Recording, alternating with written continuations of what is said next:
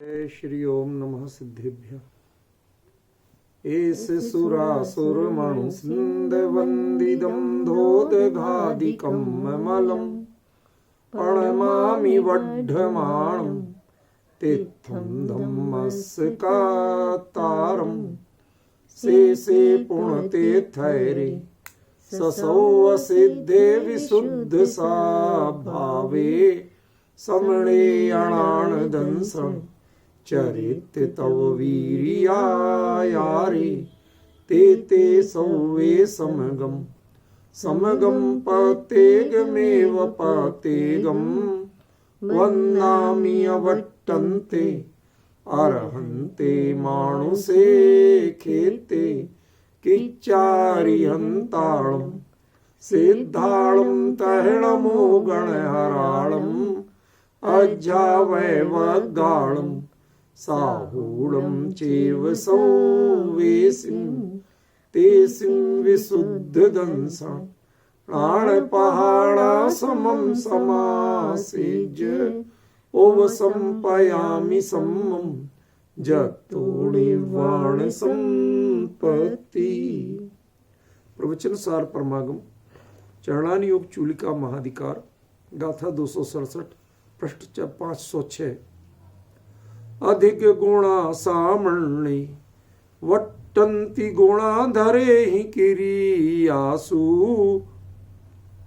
यदि ते विमिच्छुवजुत्ता हवन्ति पभट्टचारिता।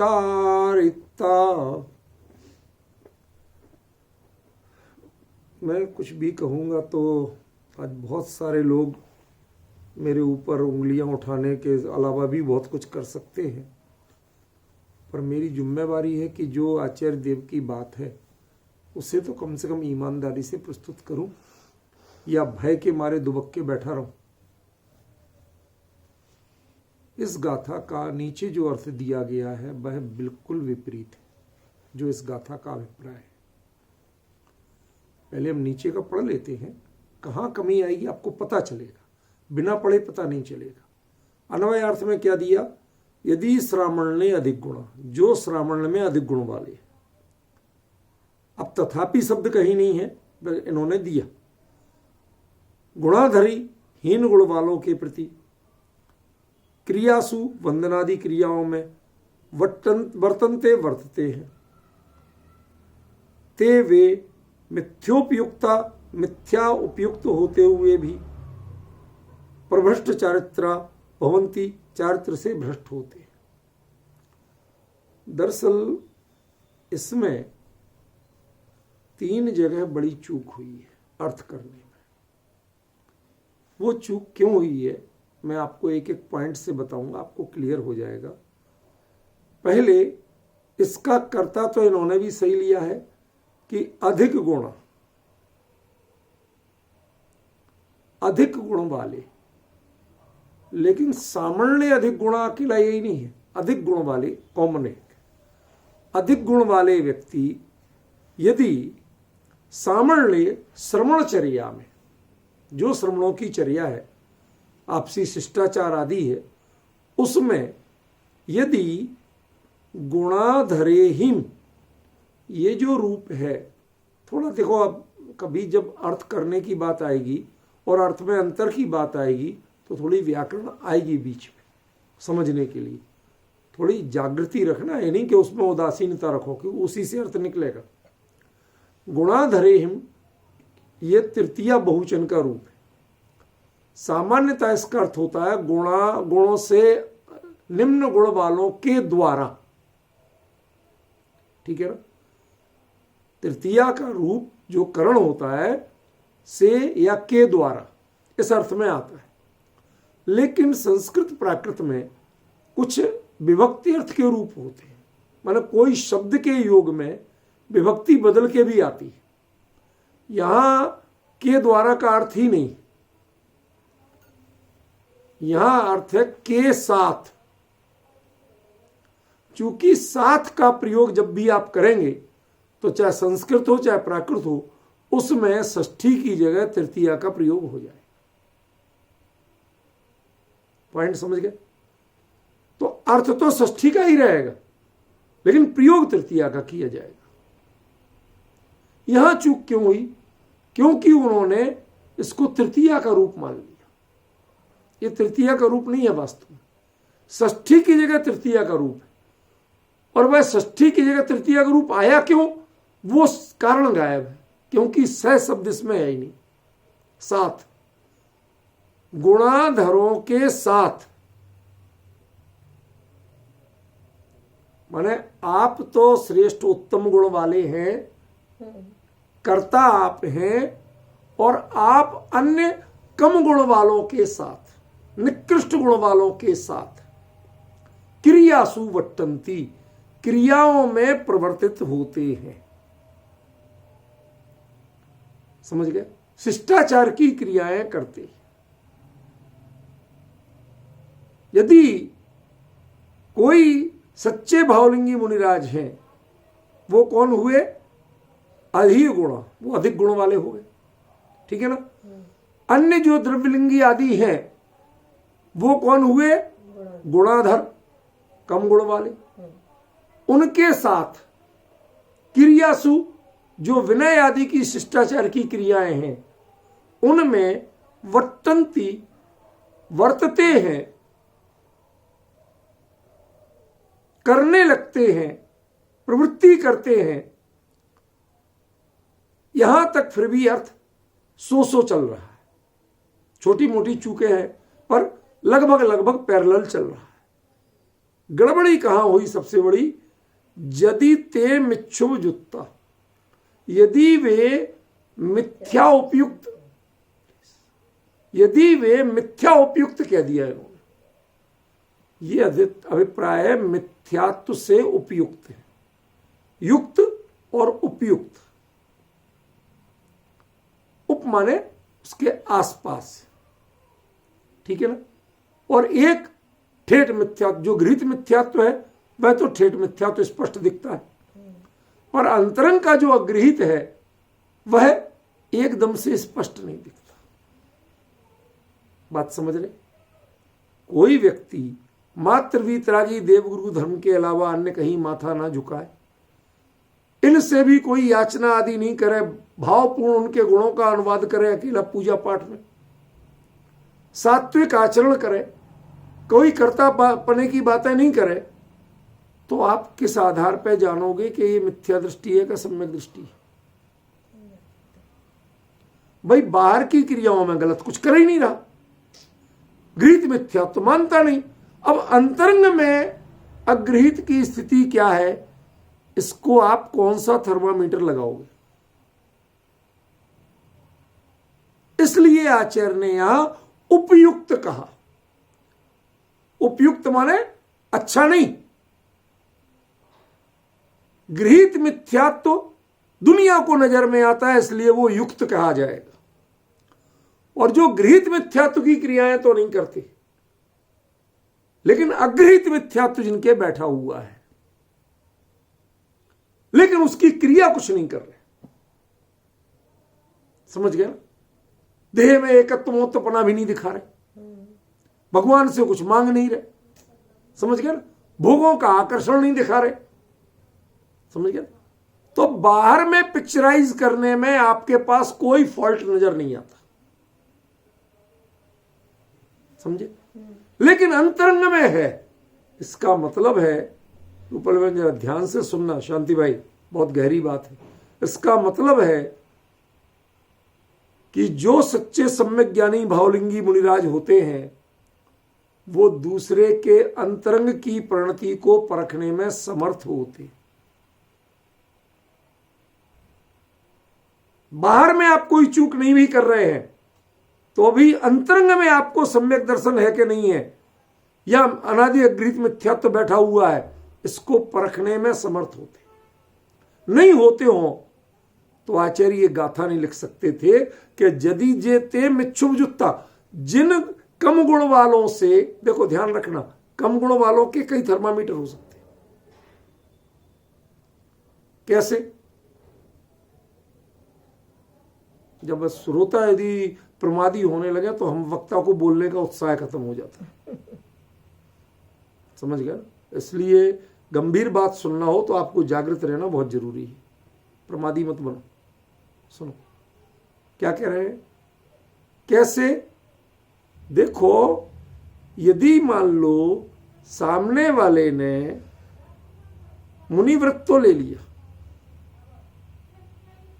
दिगंबर मुद्रा अपना ली, लेकिन उसके गुण स्थान 5वां ही है और भावलिंगी मुनिराज के 6वां 7वां है, तो वो 6वें 7वें वाले मुनिराज से गुणाधर 5वें गुण स्थान वाला हुआ या नहीं हुआ? भाई कभी तुम सही रहे होगे, बाद में यदि तुम्हें अप्रत्यख्याना वर्ण कसाय का उदय आ जाए संजोण के अलावा, तो गुण स्थान गिरेगा कि नहीं गिरेगा? ठीक है ना? तो एक तो वो भी गुणाधर हो सकते, कोई अकेले सम्यक दृष्टि हो सकती, वो भी गुणाधर है। वहां तक छूट है। आज की विषय बहुत गंभीर है, आप लोग जितने उतनी जिम्मेवारी से दिख नहीं रहे मुझे जो मैं कहना चाहता हूं। क्या अंतर पड़ रहा है? गुणाधर माने 5वें गुण स्थान, 4था गुण स्थान, यह भी गुणाधर है, लेकिन इनके प्रति यदि कदाचित आप कोई क्रिया कर देते हैं शिष्टाचार की, तो उससे प्रभ्रष्ट चारित्र नहीं कहा, तो कब कहा? यदि ते मिच्छुपयुक्ता, यदि वो अगृहित मिथ्यात्व से युक्त है और फिर उनकी क्रिया कर दी आपने, तो आप भ्रष्ट चारित्र वाले हो जाओगे। आई डोंट नो आप लोगों में से कितने लोग समझ पाए, क्योंकि जितने दिख रहे हैं किसी के चेहरे पे लिखा नहीं दिख रहा कि कुछ समझ में आया। सब सुन रहे हैं, पकड़ते तो उछल जाते। अभी मैंने क्या कहा, फिर से बोलता हूं, सुनो ध्यान से। आचार्य के संकेत को समझने की कोशिश करो। यदि आचार्य ने क्या शब्द प्रयोग किया? यदि वो गुणाधर जो है, कम गुण वाले जो है, यदि वो मिथ्यात्व से उपयुक्त हैं, तो आप प्रभ्रष्ट चारित्र वाले होंगे। और यदि वो मिथ्यात्व से युक्त नहीं है और कदाचित गुण स्थान उनका गिरा हुआ भी हो, 4था या 5वां भी हो, तो भी उनके प्रति वंदना आदि शिष्टाचार करने में आपका चारित्र भ्रष्ट नहीं होगा। आप चारित्र से भ्रष्ट नहीं कहलाएंगे। लेकिन यदि वो प्योर दिव्यलिंगी है, अंदर में मिथ्यात्व बैठा हुआ है और बाहर का आचरण टनाटन कर रहा है एकदम परफेक्ट, और उसकी वंदना आपने कर ली, तो आप चारित्र से प्रभ्रष्ट हो जाएंगे। गड़बड़ी कहां हुई? आपने यदि ते मिच्छुपयुक्ता ये गुणाधर के साथ नहीं लगाया, आपने अधिक गुणा के साथ लगा दिया। वो अधिक गुण वाले यदि कम गुण वालों की वंदना करते हैं, तो वो मिथ्यात्व से उपयुक्त होकर के चारित्र से भ्रष्ट हो जाते हैं। यह आचार्य कुंदकुंद ने कहा ही नहीं। यदि वह गुणाधर की वंदना कर लेते हैं तो चारित्र से भ्रष्ट होते हैं, कहा उन्होंने, वह मिथ्यात्व से उपयुक्त हो जाते हैं, नहीं कहा। यदि ते मिच्छुपयुक्ता, वो जो गुणाधर हैं वो मिथ्यात्व से उपयुक्त हैं और फिर आप उनकी वंदना कर लेते हैं, तो आप चारित्र से भ्रष्ट होंगे। तब भी सम्यक दर्शन से भ्रष्ट नहीं कहा। ये जो असली डिफरेंस है, ये नीचे नहीं है। कौन बात किसके साथ जोड़नी है, वहां चूक हो गई। मैं बड़े शांति से इस बात को आज समझाऊंगा। यदि समझा सका और आपको समझ में आ सकी तो शायद आज की चर्चा सार्थक मानूंगा, क्योंकि इसमें सिर्फ शब्द का ही खेल है, शब्द के अनुसार अभिप्राय का खेल है। अब वो पकड़ में आ जाए तो बहुत अच्छा, और नहीं आए ठीक है भैया, आ जाए तो अच्छा है। इन्होंने क्या कह दिया, जो नीचे लिखा है उसका अर्थ क्या है कि यदि अधिक गुण वाले कम गुण वालों की वंदना करते हैं तो वो मिथ्यात्व से युक्त होकर चारित्र से भ्रष्ट हो जाते हैं। इन्होंने ये कहा। जबकि आचार्य देव वास्तव में क्या कहना चाहते हैं कि यदि अधिक गुण वाले श्रामण्य की क्रियाओं में, शिष्टाचार आदि क्रियाओं में कम गुण वालों से बरतते हैं, प्रवर्तन करते हैं शिष्टाचार की क्रिया का, और उस शिष्टाचार की क्रिया करते समय यदि सामने वाला, अब वो गुणाधर तो है लेकिन कितना गुणाधर है कि यदि ते मिच्छुभजुत्ता, यदि वो मिथ्यात्व से युक्त है,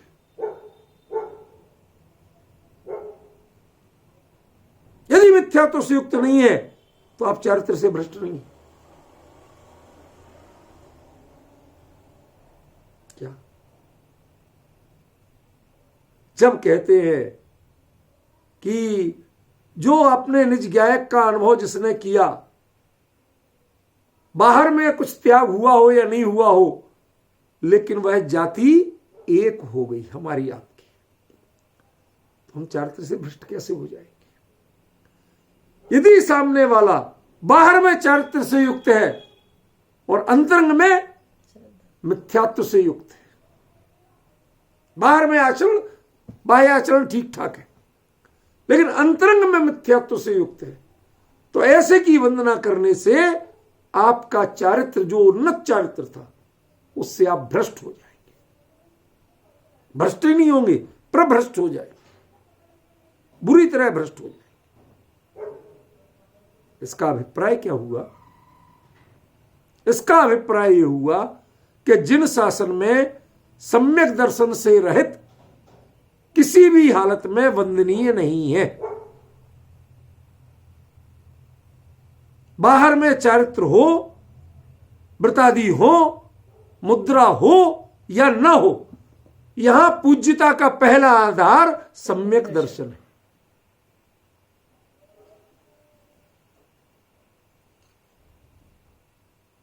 रुक रुक के चलूंगा आज, जैसे कहते हैं तह जमाना, मैं आपको बीच बीच में रुकूंगा। उसका मतलब ये बस सोचना कि मेरे पास मसाला नहीं है, बोलने को मैटर नहीं, मैटर भरपूर है, लेकिन मुझे आपके दिमाग में वो बात बिठानी।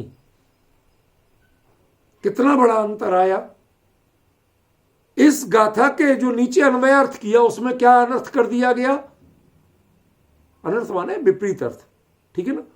अनर्थ माने कोई पहाड़ नहीं तोड़ दिया उन्होंने। क्या विपरीत अर्थ हो गया कि यदि किसी अधिक गुण वाले ने कम गुण वाले की वंदना कर ली तो उससे मिथ्यात्व युक्त हो जाएगा। ये आचार्य नहीं कह रहे। आचार्य कहते हैं कि अधिक गुण वाले ने कम गुण वाले की वंदना की, लेकिन यदि वो कम गुण वाला मिथ्यात्व से युक्त है तो तुम चारित्र से भ्रष्ट हो जाओ, और यदि वो भी समकिति है और बाहर में कुछ कमी है, तो यदि आपने वंदना रूप शिष्टाचार कर भी लिया तो आपको कोई दोष नहीं लगेगा।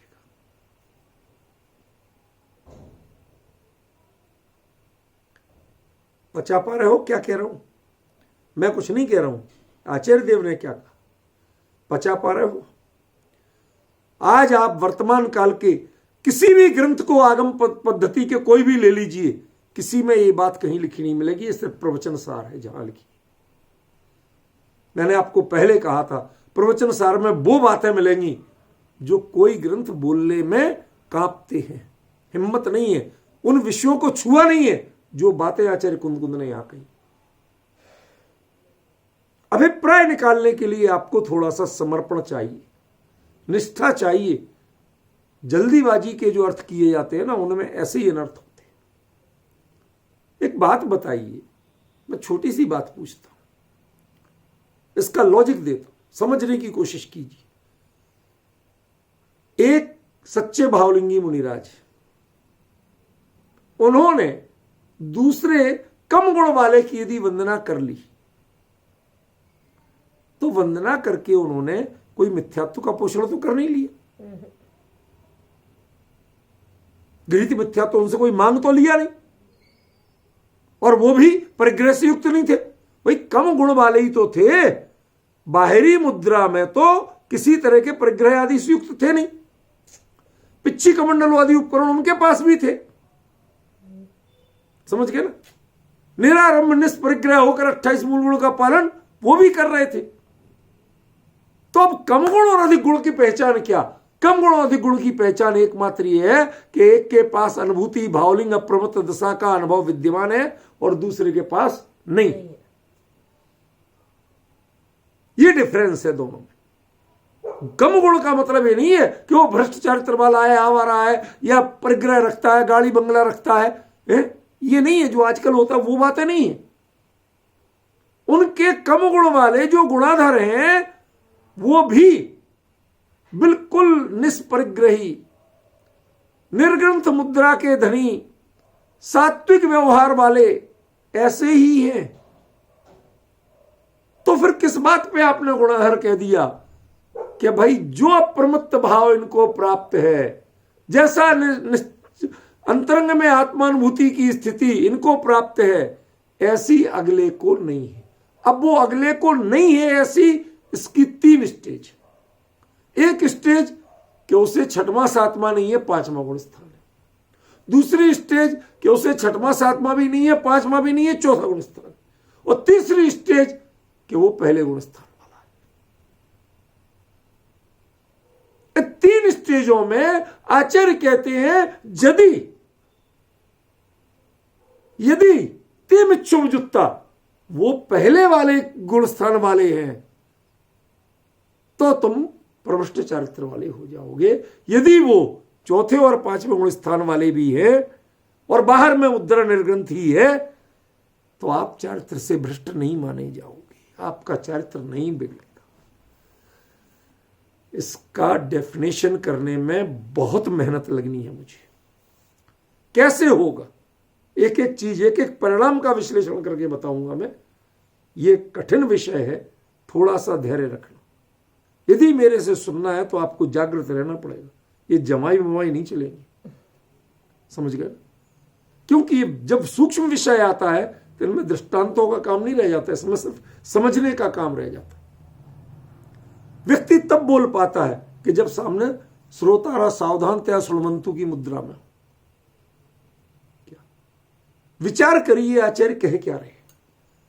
यदि वो ऐसे हैं, यदि शब्द का प्रयोग क्या बताता है कि इसका मतलब और ऑप्शन भी है। क्या और ऑप्शन भी है? उन ऑप्शनों में एक ऑप्शन है मिथ्यात्व का, और यदि वो मिथ्यात्व के ऑप्शन वाले हैं तो ये अगली बात लागू पड़ेगी। और यदि वो मिथ्यात्व के ऑप्शन वाले नहीं है, ये यदि का अर्थ ही नहीं लगेगा नीचे। देखिए आप नीचे यदि का कोई अर्थ नहीं किया। यदि श्रावण ने अधिक गुण, जो श्रावण में अधिक गुण वाले हैं, यदि का अर्थ कहां किया आपने? मिलाइए नीचे। यदि शब्द का अर्थ किया है कहीं? किए नहीं। क्यों? क्योंकि आप पकड़ ही नहीं पाए कि यदि का प्रयोग कहां करना। आचार्य क्यों कर रहे हैं? आचार्य ने यदि का प्रयोग किया कि जो गुणाधर हैं उनकी 3 कैटेगरी, उन 3 कैटेगरियों में से यदि वो तीसरी कैटेगरी वाले हैं, मिथ्यात्व से उपयुक्त कैटेगरी वाले हैं, तो आपकी वंदना आपको चारित्र से प्रभ्रष्ट कर देगी।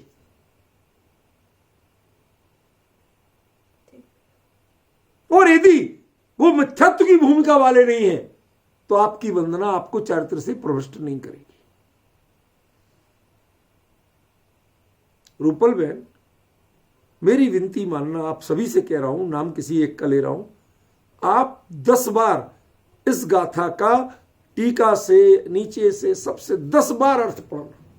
जो चर्चा अपनी चल रही है किसी ने कहीं कही है क्या? जबकि आचार्य साफ साफ कह रहे हैं भाई यदि ऐसा है तो इसका मतलब और ऑप्शन विद्यमान है। यदि वो मिथ्यात्व से उपयुक्त है, मतलब गुणाधर सम्यक दृष्टि भी हो सकती है, गुणाधर देशवृत्ति भी हो सकती है, लेकिन उनकी वंदना करने से, उनके प्रति शिष्टाचार करने से तुम्हारा चारित्र भ्रष्ट नहीं होगे तुम। लेकिन यदि वो मिथ्यात्व से उपयुक्त हैं तो तुम बिल्कुल चारित्र से भ्रष्ट हो जाओगे।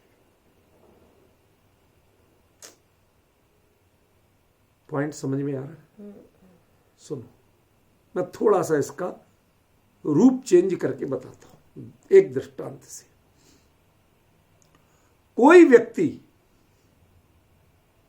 किसी सरकार की समीक्षा करता है, भाई लोगों की चुनी हुई सरकार, लोगों ने चुना है, तो वह देशवासियों की भी समीक्षा है। आप यदि उसे गलत कह रहे हो तो देशवासियों को गलत कह रहे हो जिन्होंने उसे चुना है। यह बात तो सही है, लेकिन जिसकी वो निंदा कर रहा है वह यदि वास्तव में 3 कैटेगरी का हो सकता है। एक, उसमें प्रशासनिक क्षमता अच्छी नहीं है, वह आदमी गलत नहीं है, वो उसमें प्रशासनिक क्षमता अच्छी नहीं, वह गवर्नमेंट को अच्छा चला नहीं पा रहा है। समझ गए ना? एक अपराध यह भी है, भाई आपको कुर्सी दी थी, क्यों दी थी? कि आप अच्छा चलाओ, और आप अच्छा चलाने में फेल हो रहे हैं, यह भी कमी है। दूसरा, आप भ्रष्टाचार करके चला रहे हैं, नैतिक मूल्यों का पालन नहीं कर रहे हैं, और तीसरा, आप राष्ट्रद्रोहियों के साथ मिले हुए। आप बताइए अक्षम्य कब है? तीसरा। कोई यदि नहीं पालन चला पा रहा है तो वो उसकी नॉलेज की कमी हो सकती है, एक्सपीरियंस की कमी हो सकती है, उसमें वह सीधा अपराधी नहीं सिद्ध नहीं होता है। गलत तो है, कमी तो है, पर अपराधी नहीं। ऐसे ही देशवृत्त की भूमिका वाला, जिसे अप्रत्याख्यान कसाय का उदय है और बाहर में 28 मूल का पालन भी चल रहा है, लेकिन अंतरंग में अप्रत्याख्यान कसाय का उदय, तो वो भी गुणाधर है। किसी के अंदर में प्रत्याख्यान कसाय का भी उदय आ गया तो भी गुणाधर है, और बाहर में मुद्रा वही है। ये 2 क्षम्य हैं, इनके साथ शिष्टाचार क्षम्य है। लेकिन यदि बाहर में मुद्रा वही है और अंतरंग में मिथ्यात्व विद्यमान है, तो अब उसके साथ शिष्टाचार अक्षम्य है। तुम अपने उनके साथ विनय करके तुम अपने चारित्र को नष्ट कर दोगे। डिफरेंस ख्याल में आया? अब बात अंतर पता चल रही है क्या कह रहे हैं आचार्य देव? ये काय से निकला? एक शब्द से, यदि ये शब्द का प्रयोग नहीं किया होता तो शायद मैं भी नीचे के अर्थ को मान लेता। वह जो भावलिंगी मुनिराज हैं, शिष्टाचार करने से उनके दोष चारित्र में लगेगा, श्रद्धान में नहीं लगेगा। वो श्रद्धान से भ्रष्ट नहीं होंगे, वो चारित्र से भ्रष्ट होंगे। इस गाथा में जो पनिशमेंट बताया है वो चारित्र से भ्रष्ट होने का बताया है, वह श्रद्धान से भ्रष्ट होने का नहीं बताया। श्रद्धान से भ्रष्ट कौन है? मिथ्यात्व से उपयुक्त कौन है? जिनकी वंदना आप कर रहे हो वो मिथ्यात्व से भी उपयुक्त है, तो उनकी वंदना करके तुम चारित्र से भ्रष्ट हो जाओ।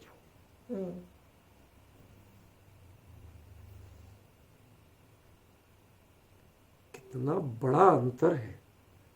यदि हम आचार्य के मूल वचनों को केंद्रित किए बिना नीचे से जो सारे पढ़ जाते हैं, आजकल के सारे पंडित लोग स्वाध्याय करते हैं नीचे से, हाँ ऊपर गाथा पढ़ी, उसके बाद में गाथा से कोई मतलब नहीं, तिलांजलि दे दी, वो एक फॉर्मेलिटी की कि कुंदन भगवान देखो तुम्हारी गाथा हम पढ़ते, बस इससे अधिक कुछ नहीं।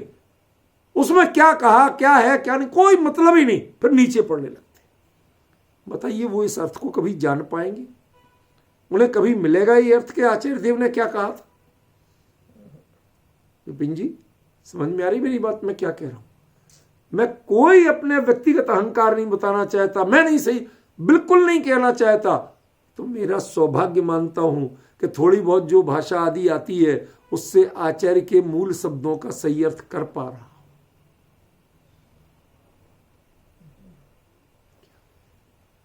कितनी सावधानी का अर्थ है।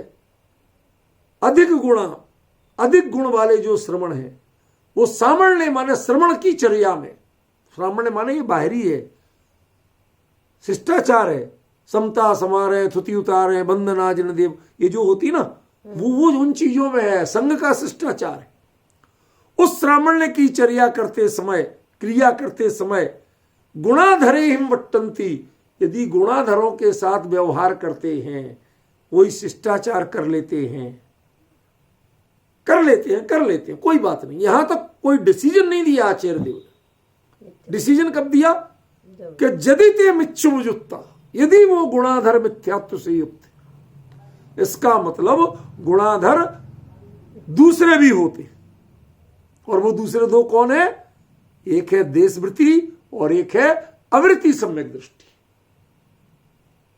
अंतरंग में व्रत नहीं है, बाहर में तो 28 मूल गुण पाल रहा है,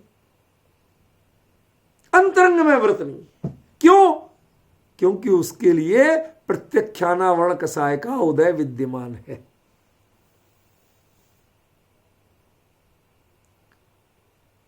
समझ गए?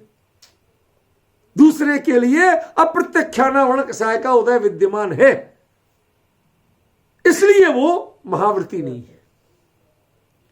बाहर में महाव्रत पाल रहे और निर्दोष पाल रहे, क्या गजब है। जिनको व्रतों को आप बाहरी क्रिया कहते हो, वो बाहरी क्रिया नाम कब पाती है?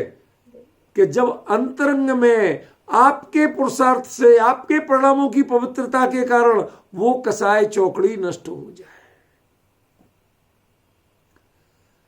महाव्रत 3 कसाय चौकड़ी के अभाव में होते हैं। आप महाव्रत का चोला तो ओढ़ लेते हो, लेकिन 3 कसाय चौकड़ी के अभाव की प्रक्रिया आपको पता नहीं। आप गुणाधर हो। ऐसे गुणाधर बाहर में देखने में एक जैसे हैं, सब संग में एक जैसे।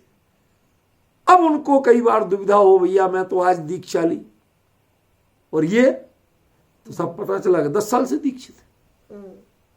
समझ गए? और ये तो व्रतादि भी बहुत करते हैं। बताऊंगा विपिन जी, एक आगे मत बढ़ो, पहले जो बात चल रही है वो क्लियर होने दो। सुनो, वो यदि देशवृत्ति है, अवृत्ति है, वहां तक आचार्य ने कोई कमेंट्स नहीं किया कि आपका वंदना का, यद्यपि वो गुणाधर है, तो क्या इफेक्ट होगा, कोई दोष नहीं बताया। लेकिन कब बोले कि यदि ते मिच्छुमुजुत्ता, यदि वह अंतरंग में अगृहीत मिथ्यात्व से युक्त है। क्यों? क्योंकि उपयुक्त शब्द प्रयोग किया। उपयुक्त माने, युक्त माने जो आपको स्पष्ट दिखाई दे, वो है गृहीत मिथ्यात्व, और जो स्पष्ट दिखाई नहीं दे और अंतरंग में विद्यमान है, वो है अगृहीत मिथ्यात्व। बाहर में ऐसा कोई काम नहीं कर रहा जिसके आधार पे आप उसे मिथ्या दृष्टि कहो, कोई कार्य नहीं कर रहा। लेकिन अंतरंग में, देहादि में ममत्व भाव छूटा नहीं है, और बाहर में कोई कर्तावाद, कोई राग आदि को पूजना, ऐसा कुछ नहीं कर रहा। मैं आपको फिर से टोक रहा हूं, कहीं आगे मत भागिए। आप लोग आगे दिमाग दौड़ाते हैं, वो मत दौड़ाइए। पहले ये चीज समझ लीजिए क्या कहना चाहता हूं, आचार्य क्या कह रहे हैं। आपका जो प्रश्न था वो इसकी पटरी से उतारने वाला प्रश्न था विपिन जी, कि वो गुरु को पूजने वाला, वो बात यहां नहीं है। अभी आचार्य क्या कह रहे हैं वो समझने की कोशिश कीजिए। यदि वो अंतरंग में मिथ्यात्व से युक्त है, ख्याल में है ना, लेकिन वो मिथ्यात्व गृहीत मिथ्यात्व नहीं, वो मिथ्यात्व क्या है? अगृहीत मिथ्यात्व। इसलिए उपशब्द जोड़ दिया आचार्य ने। माने युक्त तो वो है जो बाहर में दिख रहा है, और जो बाहर में उन क्रियाओं में प्रवृत्त नहीं है, तो वो क्या है? उपयुक्त है, अंतरंग का रेशा जुड़ा हुआ है, बाहर में ऐसा कुछ भी नहीं कर रहा। ख्याल में है ना? उसको उपयुक्त कहा। लेकिन जो जिन धर्म आत्मानुभूति रूप सम्यक दर्शन को आधार मान के चलता है, विपिन जी क्या मान के चलता है? आत्मानुभूति रूप सम्यक दर्शन को ही जड़ मान के चलता है, आधार मान के चलता है, वह यदि जिसके नहीं है तो उसकी वंदना करने मात्र से आप प्रभ्रष्ट चारित्र वाले हो जाते हैं। ख्याल में?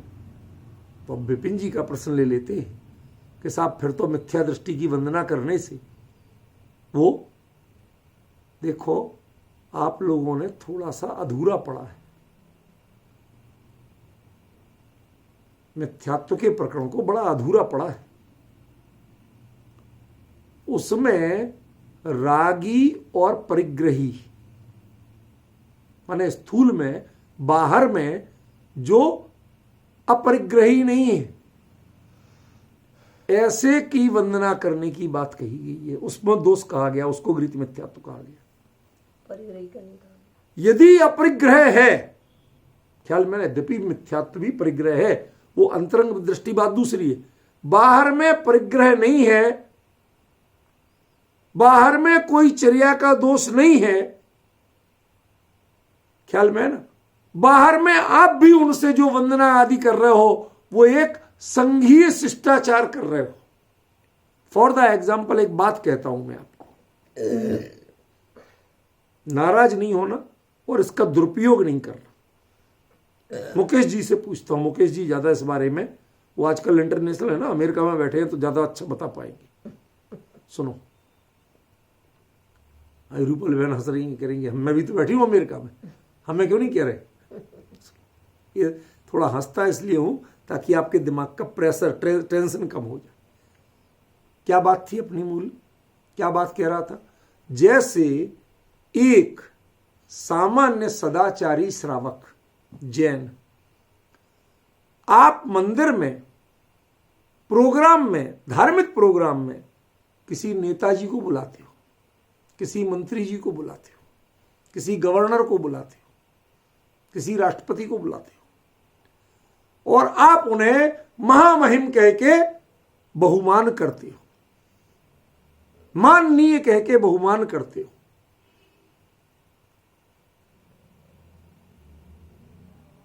और आपको पता है कि आप जीवन में एक बार भी थाने तक नहीं गए और उनके ऊपर सैकड़ों केस चल चुके हैं, समझ गए ना? और उसके बाद भी आज राजनीति की दशा विचित्र है, बहुत कुछ होता है, समझ में है ना? तो वो जो है, अब बताओ वो गुणाधर है कि नहीं?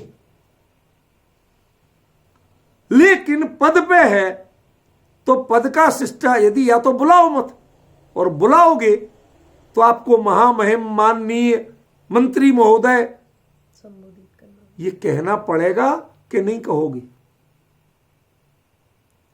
उसकी अगवानी करने दरवाजे तक जाओगे कि नहीं जाओगे? जाएंगे। उसे लाके मंच पे माला पहना के सबसे केंद्र की चेयर पे बिठाओगे कि नहीं बिठाओगे?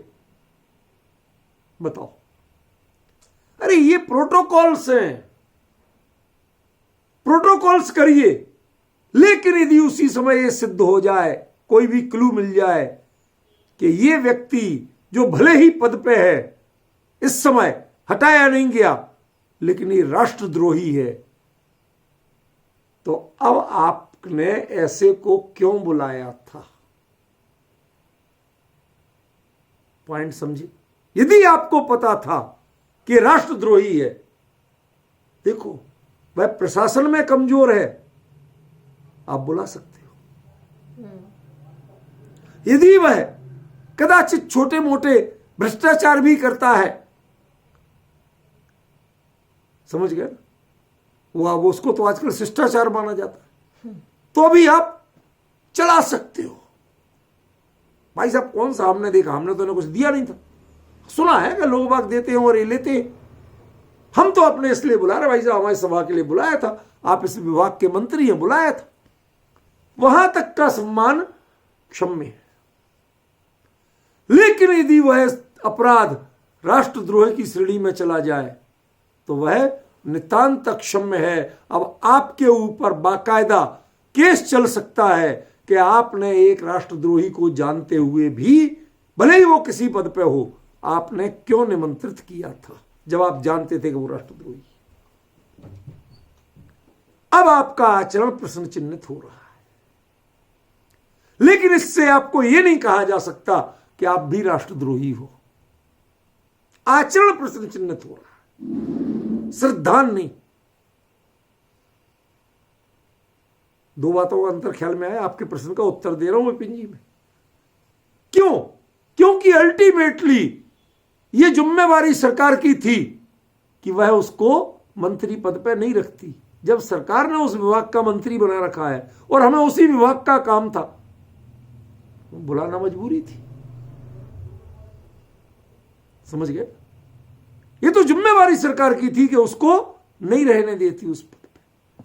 जब आपने रखा हुआ है तो हमें बुलाना और उन्हें महामहिम कहना हमारी मजबूरी थी।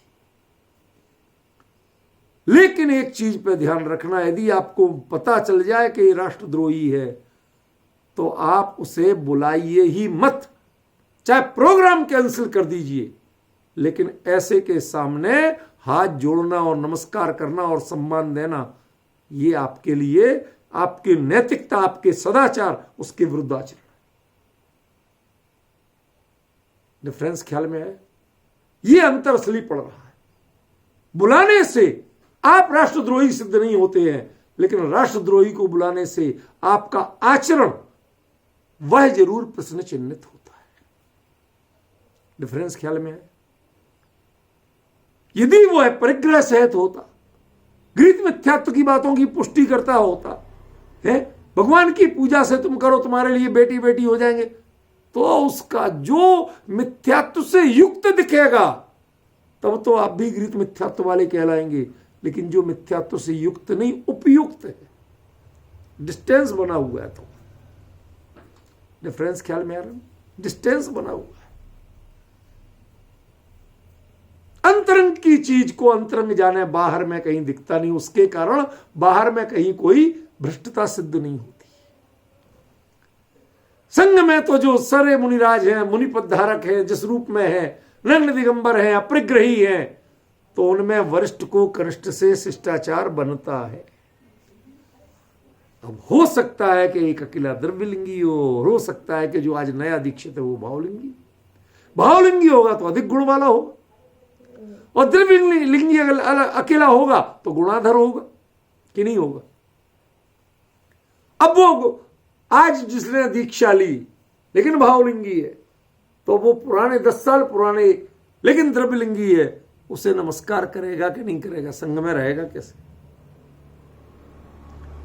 कहते नमस्कार करते समय अब तुम्हारे विवेक की बात है कि यदि वह आत्मानुभवी है, सम्यक दृष्टि है और फिर भी गुणाधर है, तो तुम्हारा वह नमस्कार, वह वंदना, वह शिष्टाचार क्षम्य है। वह आदर्श नहीं कहा, क्षम्य है। लेकिन यदि वही व्यक्ति मिथ्यात्व से उपयुक्त है तो तुम उसकी वंदना करके, तुम उसके प्रति शिष्टाचार करके अपने चारित्र को नष्ट करोगे।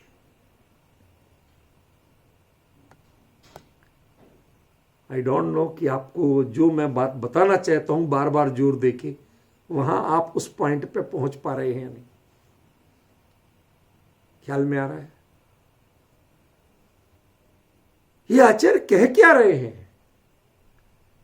इसका एक बहुत बड़ा संकेत है कि जो सच्चे भावलिंगी मुनिराज होते हैं वो दूसरे के अंतर, यद्यपि अंतरंग में जो मिथ्यात्व प्रणति विद्यमान है या नहीं है, सामान्य यही कहा जाता है कि या तो इसको वह व्यक्ति खुद जानेगा या केवल ही जानेंगे दूसरा।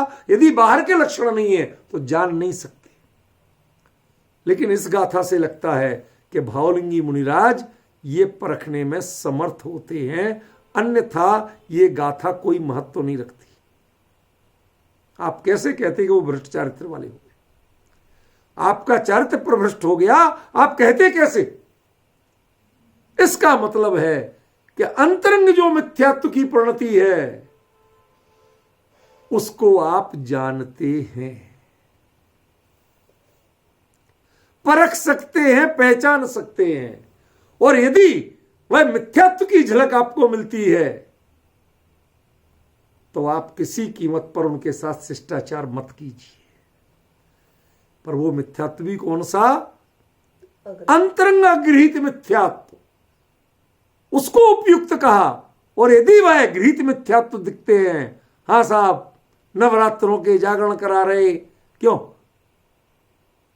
फला विधान पूजन तुम्हें ये मिल जाएगा वो मिल जाएगा, जो गृहीत मिथ्यात्व की क्रियाएं कराते हैं वो तो मिथ्यात्व से उपयुक्त नहीं है, युक्त है। और उनकी वंदना करने से तुम्हारा श्रद्धान भी भ्रष्ट होगा, चारित्र्य अकेला भ्रष्ट नहीं होगा।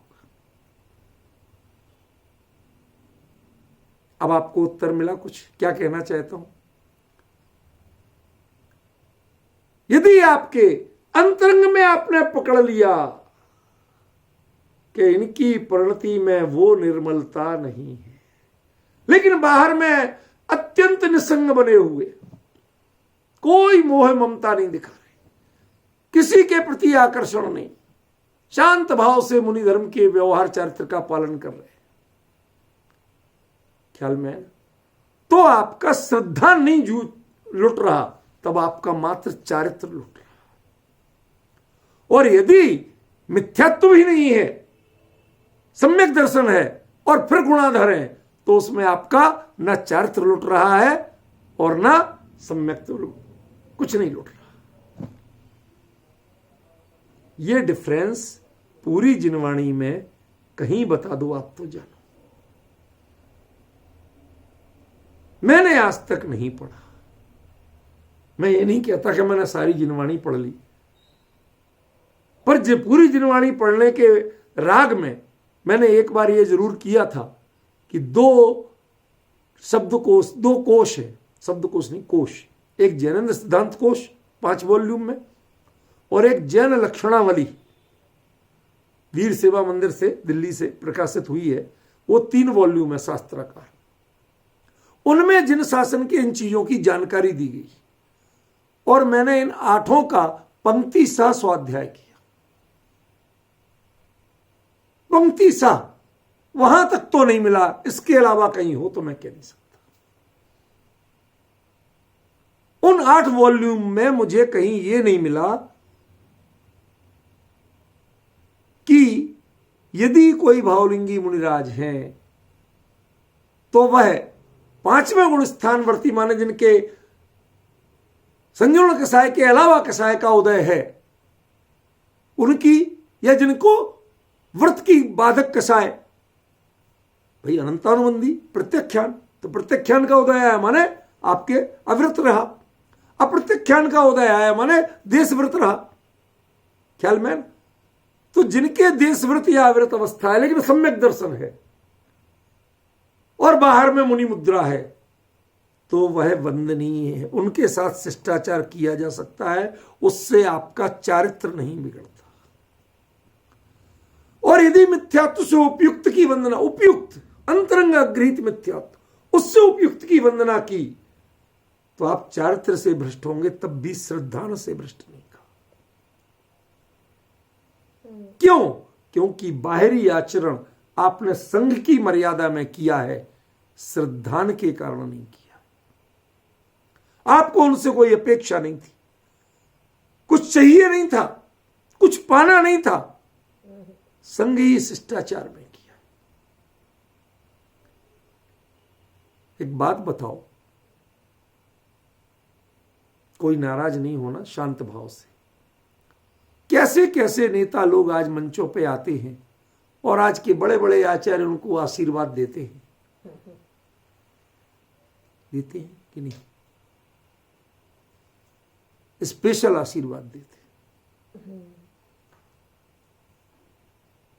लेकिन वह जब तक प्रश्न चिन्हित नहीं होते हैं, जब तक वो नेता राष्ट्रद्रोही नहीं हो, वह अधिकारी राष्ट्रद्रोही नहीं हो, तब तक प्रश्न चिन्हित नहीं होते। भाई साहब क्या करें, सिस्टम ऐसा है, चल रहा है। जब आप लोग ऐसों को चुन के गद्दी में बिठाओगे तो मौके मैं कोई इनके मंचों पे इनको बुलाया और महाराज इनको समर्थन करें, इसका समर्थन नहीं कर रहा हूं, ये तो मेरा दृष्टांत है। मैं ये बताना चाहता हूं कि आपके श्रद्धान पर दोष कब लागू होता है, समझ गए? जो गृहीत मिथ्यात्व है वह राष्ट्रद्रोह जैसा है, अगृहीत मिथ्यात्व वह नैतिकता का विरोध है, देशव्रत वह नियम को पूरी तरह पालन नहीं करना है। आप मानते तो हो लेकिन पालते नहीं। ख्याल में है ना? जैसे किसी को बना दिया, आप ईमानदार तो हो लेकिन प्रशासन करना नहीं आता। हमने तो आपको एक कुर्सी दी थी प्रशासन के लिए और उसमें आप फेल हो गए, ठीक है ना? तो देशव्रत जैसी स्थिति होगी। और जो बिल्कुल परफेक्शन है वो है अंतरंग बहिरंग महाव्रत, वो है गुणाधिक। ख्याल में? ये डिफरेंस यदि आपको आज की गाथा के अर्थ का, आज की चर्चा का यदि पकड़ में आ गया तो आपको एकदम नया द्वार खुलेगा जिन शासन का, जो कि और कहीं लिखा नहीं मिलेगा। और ये अर्थ सिर्फ एक शब्द से मिला, यदिते। यदि जो आचार्य ने कहा, इसका मतलब है कि बाकी और ऑप्शन मौजूद हैं। ख्याल में? जैसे किसी को कहा कि साहब आपकी रिपोर्ट आई कैंसर की,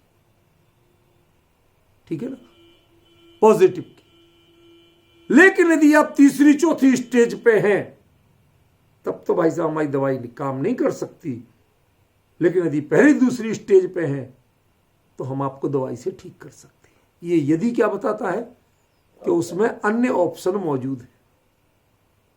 यदि आप चौथी स्टेज वाले हो तो हम कुछ नहीं कर पाएंगे भाई साहब। इसका मतलब अन्य स्टेजों में किया जा सकता था। मानोगे कि नहीं मानोगे? यही आचार्य ने यहां कहा। यदि वो गुण से हीन जो है वो मिथ्यात्व से उपयुक्त हैं तो उनकी वंदना करके तुम चारित्र से प्रभ्रष्ट हो जाओ।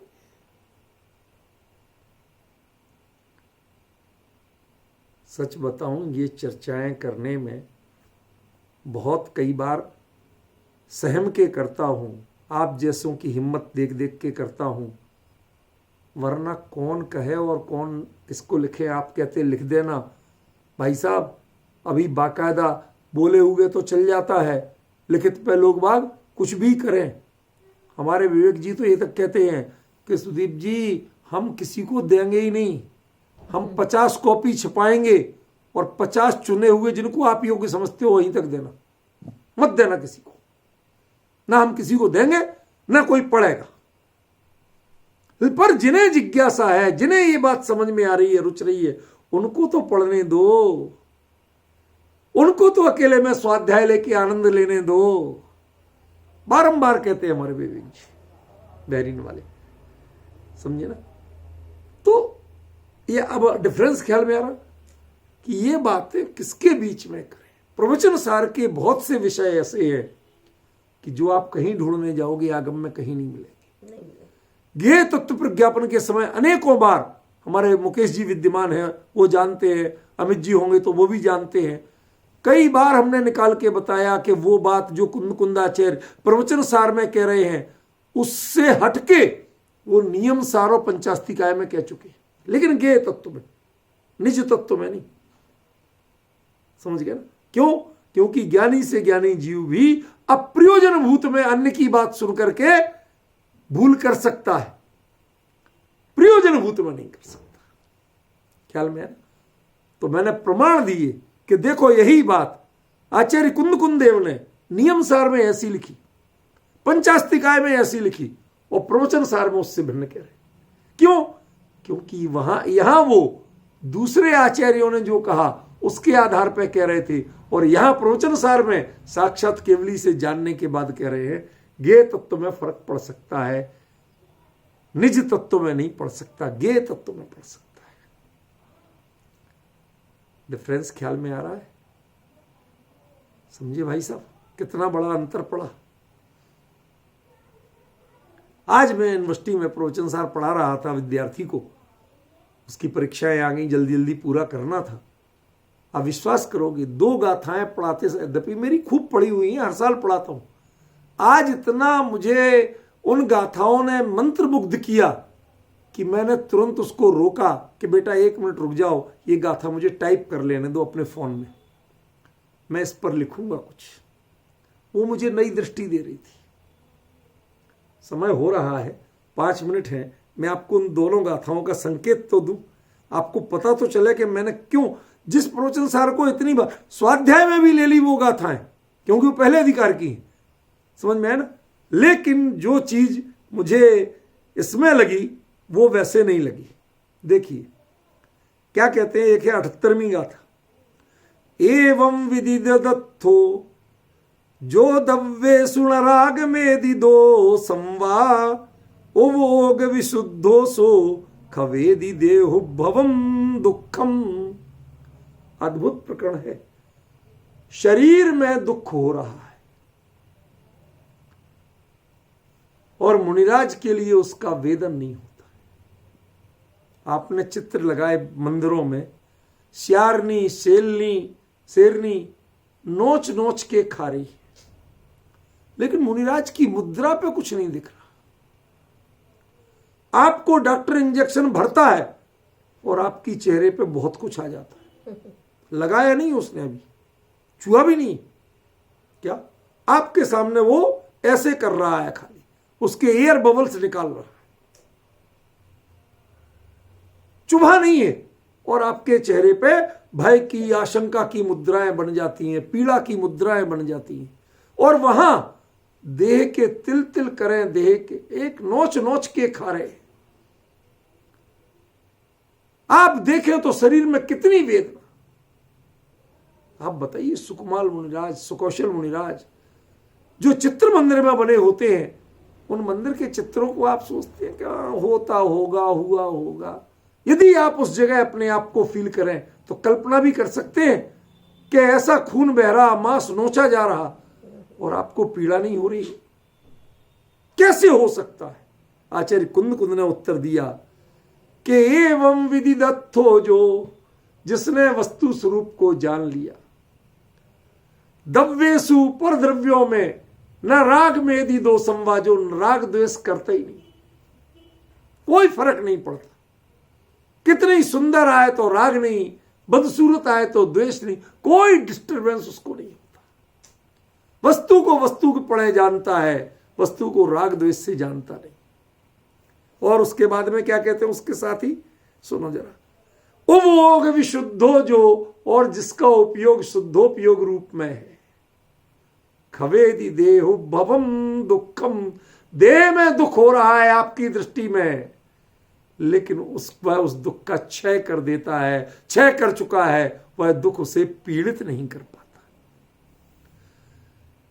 आपकी जांग से, ऐसे केनाइन टीथ से शेरनी और स्यालनी मांस नोच के ले जा रही हो, लहू टपक रहा हो, बह रहा हो, और आपको शीतकार जितना भी स्वर ना निकले।